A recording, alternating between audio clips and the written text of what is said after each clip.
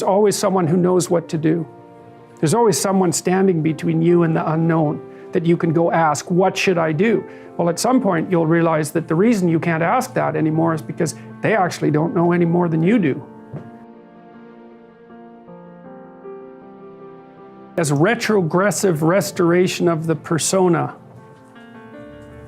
And so it's a complicated idea, but basically what it means is that sometimes you take a leap forward and you learn some things, but you can't catalyze a new identity, so you try to go back and hide in your old identity. And that actually doesn't work because, well, things have changed and you've learned something and that isn't who you are anymore. And so it's like you have to cut parts of yourself off in a destructive manner to fit back into the person that you were. Now what happens here is that Pinocchio escapes from this tyrannical situation and undergoes this descent into chaos, but he tries to go back home. He tries to go back to what he was. And he can't do that anymore. His father isn't at home anymore. And so when he goes home, he finds that there's no home there. Now, this happens to people sometimes, and it's often a shock to them. So one of the things I've noticed about Peter Pan type, I'm going to speak about men here because I've observed it more in men, is that they'll often stay under the thumb of their father. And you think, well, why would someone do that? Because it means they're subject to the tyrannical judgment of their father. They're always concerned about what their father would think or whether their father approves of them, and so forth. And you think, well, that's got to be an unpleasant place to be. Why would you do that? One of the things that I've suggested to my clients and to other people sometimes is that here's a weird little exercise that you can undertake, a little thought experiment. So you have your parents, and of course your parents have friends who are about their age, and maybe some of them are people you only know peripherally. And I might ask you, well, do you care more about what your parents think than you care about what these peripheral people who know your parents think? And then the answer to that is, well, of course. And then the question that arises out of that is, why? I mean, for someone else, your parents are the peripheral people, and their parents are central. Like, why is it logical that your parents' opinion makes any more difference to you than the opinion of some randomly selected people who are approximately that age?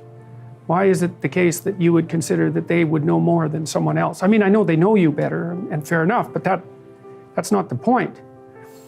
And then another point there is that to the degree that your parents' opinion about you matters more than some randomly selected people of approximately the same age, Jung would say, well, you haven't exactly separated out the God image from your parents, and so you're still under that combination. It's like, it's a complicated thing to talk about, but think about the Harry Potter series. Harry has two sets of parents, right? He's got the Dursley parents, and then he's got these like magical parents that sort of float behind, and he should know the difference between them. They shouldn't be one and the same. They're not for him. And it's like, well, you have your parents and you have nature and culture as parents, and you shouldn't be thinking that your parents are nature and culture as well. They shouldn't have final dominion over you. It means that you're not an individual yet, if that's the case. Freud said, for example, that no one could be a man unless his father had died. And Jung said, yes, but that death can take place symbolically. Okay, so there's that part of the idea. And then another part of the idea is, one of the times in your life when you actually realize that you're an individual is when you'll go and ask your parents something and you'll realize they actually don't know any more about what you should do than you do. And that sucks. And that's partly why people are often willing to maintain a tyrant-slave relationship with their father. It's like, on the one hand, you have to be inferior in a relationship like that. You know, you've always got the judge watching you. But on the other hand, there's always someone who knows what to do. There's always someone standing between you and the unknown that you can go ask, what should I do? Well, at some point, you'll realize that the reason you can't ask that anymore is because they actually don't know any more than you do. And then that's a pain, like that is a symbolic death. And that's also when you establish a more individual relationship with your parents, it's at that point that you could conceivably start taking care of them instead of the reverse. And that's a time that should come. But you have to let that image of perfection go. And that exposes you.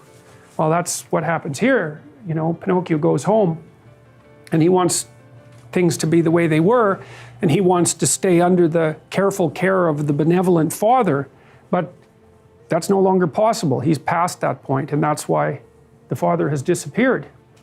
And so Geppetto has gone off to look for Pinocchio because he also needs his son, but in any case, the house is abandoned. And so then we see inside the house that everything's covered with cobwebs and everything's gone, and Pinocchio and the cricket sit on the steps and they're very concerned. First of all, they wonder where he went, so they're actually concerned that he's gone, but they also don't know what to do because there's just no going home. And so, you know, that's also the case that once you hit a certain point in your development, well, it's the same thing we already talked about. The answers that you're looking for are not going to be found in your parents' house. It's as simple as that. Now, you could artificially maintain your dependency, but, you know, if you do that for too long, things get pretty ugly. So you get pretty stale and you know, you're like bread that's been on the shelf for too long.